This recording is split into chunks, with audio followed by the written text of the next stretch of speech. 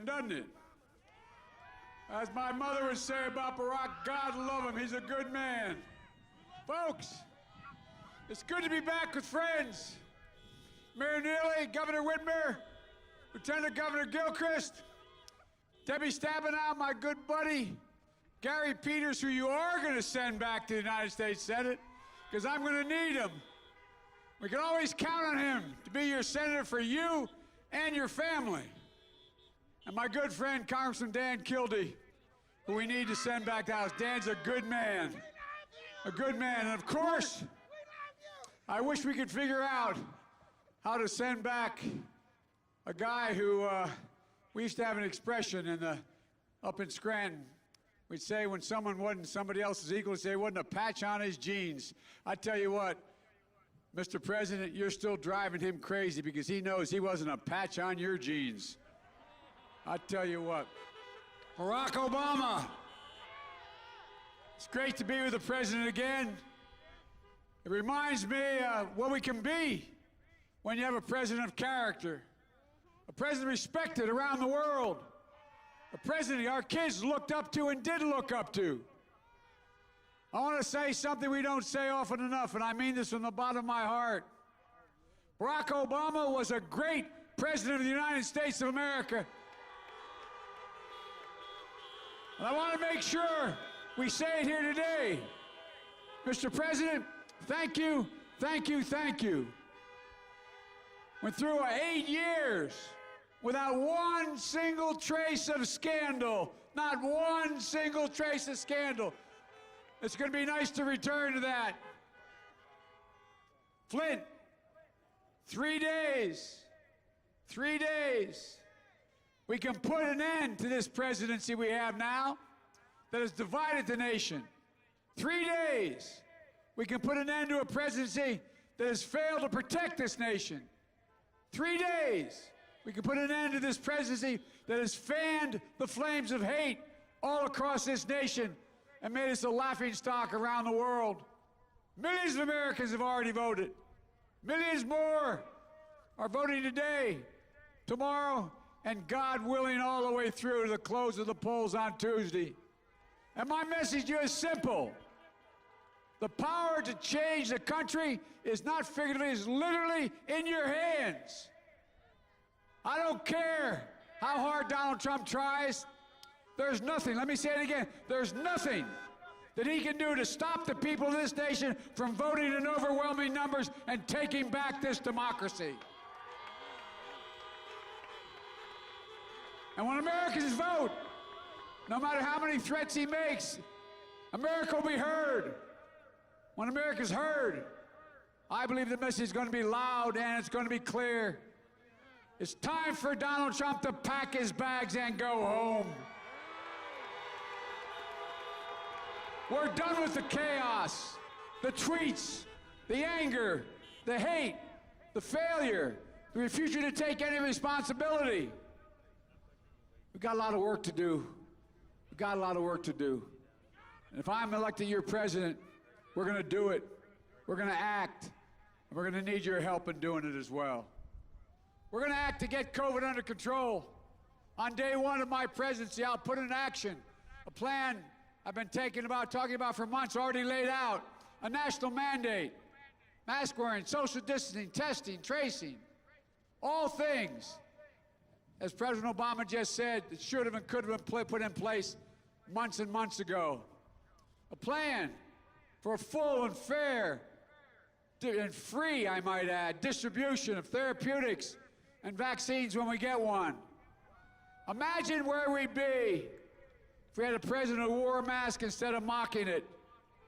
I can tell you this, we wouldn't have 9 million confirmed cases of COVID in this nation, over 230,000 deaths.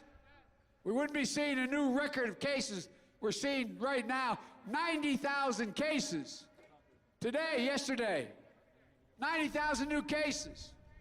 We wouldn't be by the way, 500,000 in just the past week. This guy tells us it's going away. Only thing's gonna make it go away if he goes away. Folks, we wouldn't be facing another 200,000 deaths in the next few months. This president knew in January the virus was deadly, and trying to improve his image, he went up, tried to talk to Bob Woodward. He thought he could change his mind. But what he did, he let it be known. All the way back in January, he knew how dangerous this pandemic was. And he hid it from the American people. He knew it was worse than the flu, but he lied to the American people. He knew it wasn't going to disappear, but he kept telling us, a miracle is coming. And yesterday, he had the gall to suggest that American doctors, people who are putting their lives on the line, on the front lines, to save other lives, along with nurses and so many others, he suggested, falsely, that they're inflating the number of COVID deaths to make more money. What in the hell is wrong with this man? Excuse my language, but think about it. It's perverted. He may believe it because he doesn't do anything other than for money. The people of this nation have suffered and sacrificed for 9 months. None more so than the doctors on the front lines and healthcare workers. And this president is questioning their character, their integrity, their commitment to their fellow Americans. It's more than offensive. It's a disgrace, especially coming from a president who has waved the white flag of surrender to this virus. Our frontline health workers, they've given their all to beat the virus. We have a president who's just given up. I will never raise the white flag of surrender. We're going to beat this virus, and we're going to get it under control. And the first step to doing that is beating Donald Trump. Look, Donald Trump keeps telling us what a great job he's done as president. Oh, man. Well, did you know President Obama and I, as he pointed out, created more jobs in the last 3 years of our administration than he did in the first 3 years before the pandemic? How about this? Or did you know Donald Trump's going to be the first president in 90 years who's going to finish his term with fewer jobs under his leadership than when he started? Look, that's a lot of presidents. That's a lot of crises. But only Donald Trump is going to have fewer jobs at the end of his presidency than when he started. You see, I and Barack understand something Donald Trump doesn't. Wall Street didn't build this country, you did. Working people built this country, and unions built the middle class. He's done nothing but wage war on American labor. I see the UAW sign out there. First outfit ever endorsed me when I was a 29-year-old kid. God love you. Look, we have a different view. We believe we should be rewarding work, not wealth, in this country. Under my plan, if you make less than $400,000 a year, you're not going to pay a penny in additional taxes. But the wealthiest people, the biggest corporations, 91 of the Fortune 500 companies paid 0 in federal income tax last year. They're going to start to pay their fair share. The super wealthy are going to pay the same rate they paid at the beginning of George Bush's administration. And corporations are going to start to pay their fair share. Why should a firefighter, an educator, a nurse pay at a higher tax rate than someone making literally $1 billion? Or should you? Why should you pay more in taxes than Donald Trump? He paid $750 in taxes the 1 year we know of. He's yet to release it. I've released 22 years of my tax returns. You can go online and look. He hasn't released one. He talks about corruption. What is he hiding? He owes $41 million out there. Who's he owe it to? If you notice, he's the only president I know of that a secret bank account in China paid 50 times more taxes in Beijing than he's paid in the United States. And this guy talks about corruption. Look, we're also going to act to protect health care. Trump and the Republicans just jammed through a Supreme Court nominee for one overwhelming reason.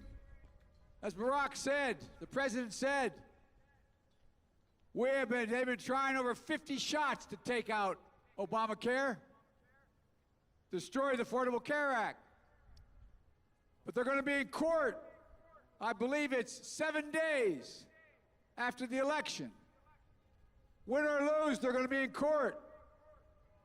If they get their way, 100 million Americans will lose protections for pre-existing conditions, including more than 4 million Michiganders. Donald Trump thinks health care is a privilege. Barack and I think it's a right for people to have bad health care. We're not only going to restore Obamacare, we're going to build on it. We're going to keep your private insurance if you like it, and you can choose a Medicare-like public option if you don't. We're going to increase subsidies to lower your premiums and deductibles. Out-of-pocket spending, reduce prescription drug costs by 60%. Look, we're going to make sure you keep the protections for people with pre-existing conditions. Meanwhile, Donald Trump laid out what he's going to do in his second term if he's elected to Social Security. The actuary at the Social Security Administration says if he gets that plan passed, it will, quote, bankrupt Social Security by 2023. Something millions of Americans live on, paid for their whole life. When I said back 6 years ago, as Debbie will tell you, when I said the Republicans were going to try to eliminate Medicare, everybody said, no, that's crazy. First thing Paul Ryan and the Republicans in the Congress did was try to cut billions of dollars out of Medicare. These guys mean what they say. I'm going to protect Social Security, Medicare and Medicaid, because it's a lifeline for so many hardworking folks. But folks, I have to admit to you, it's kind of personal with me. There's nothing worse that this president has done, in my view, than the way he speaks about our women and men in uniform and those who have given their lives. He called them losers and suckers. My son Bo was a major in the United States Army, gave up the Attorney General's job, and petitioned to be able to go with his unit to Iraq for 1 solid year. After, as a U.S. attorney, being in Kosovo, I might add, I'm going to be a typical dad. He's the only foreigner in Kosovo that has a 12-foot memorial dedicated to him. The major highway they built, the Bo Biden Highway, because of his commitment. My son came home with a Bronze Star, the Conspicuous Service Medal, like so many others, before he passed away. But guess what? He wasn't a sucker, he wasn't a loser, nor any of you who served. You're patriots.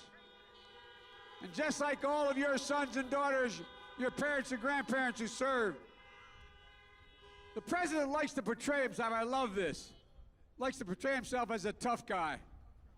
When you were in high school, wouldn't you have liked to take the shot? Anyway, it's a different story, but anyway. A macho man. But when's the last time you read about, saw, heard about a president of the United States literally being laughed at by world leaders when he spoke at the United Nations? Laughed at, out loud. When's the last time you saw a president of the United States being openly mocked by the leaders of NATO at a NATO conference? And can you believe we have a president who acts like Vladimir Putin's puppy? Putin put bounties on the heads of American soldiers serving in Iraq, and Trump was too scared to challenge him. Talked to him 6 times, has never mentioned it. Trump's not strong, he's weak. He commands little respect on the international stage. This is the president who not only doesn't understand sacrifice, he doesn't understand courage, physical courage it takes to serve in uniform in a war zone. Maybe that's why 6 generals and admirals who worked for him left his administration and said he was unfit to be commander-in-chief. When's the last time any president has had that happen? Tough guy. That's why Joint Special Operations Commander, General Stanley McChrystal. That's why head of the Navy SEALs who oversaw the raid of bin Laden, Admiral Bill McCraven, and 22 other 4-stars have endorsed me, saying they support me to be their next commander-in-chief. Because like Obama and Bush and before him, they know we respect them, we'll support them. I've been in and out of war zones as senator and vice president over 35 times.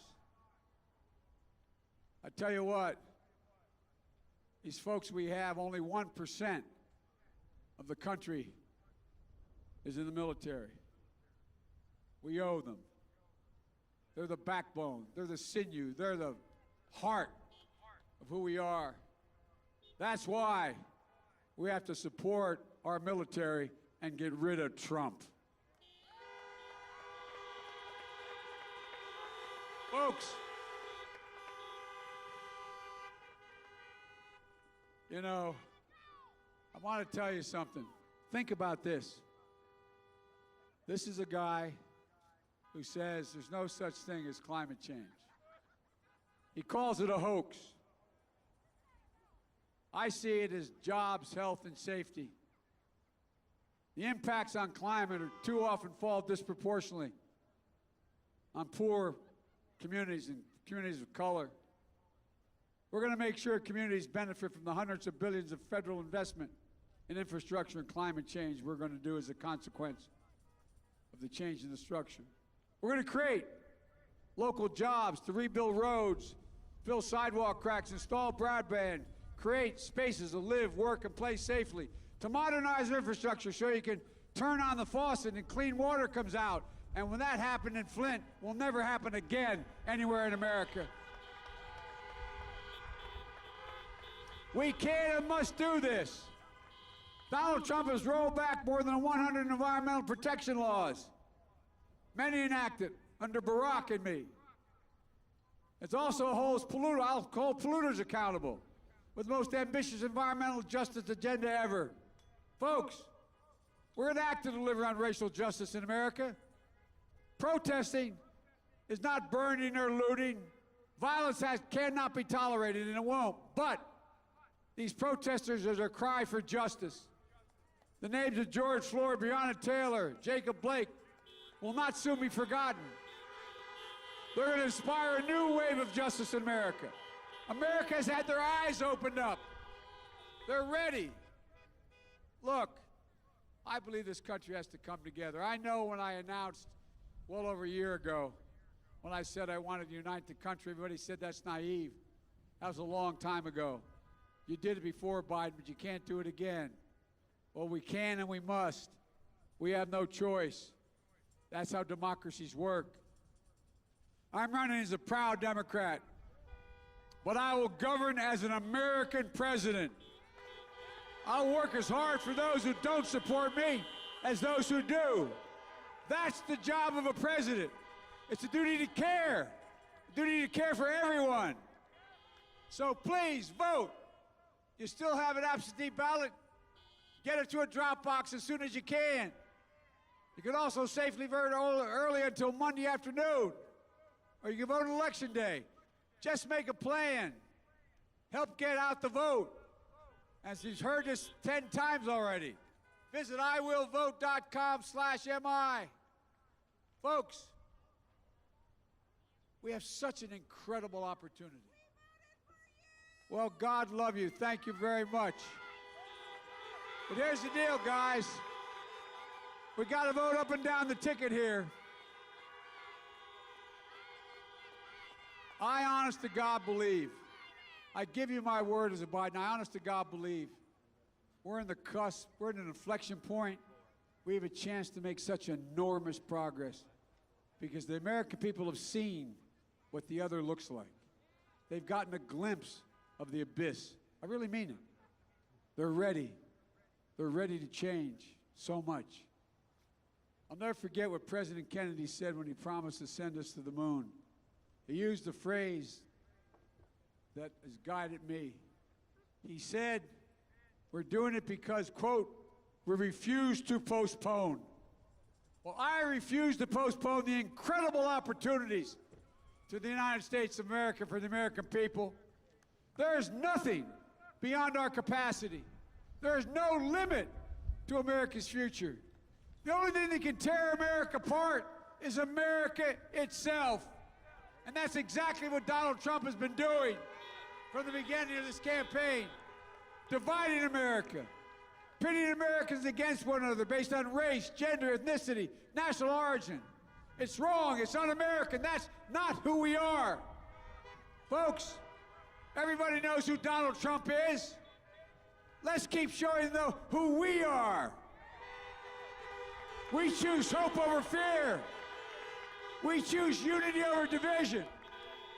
We choose science over fiction. And yes, we choose truth over lies. And fellow Americans, it's time for us to stand back and stand up and take back our democracy. We can do this. We're so much better than we've been. We can be what we are at our best, the United States of America. God bless you all, and may God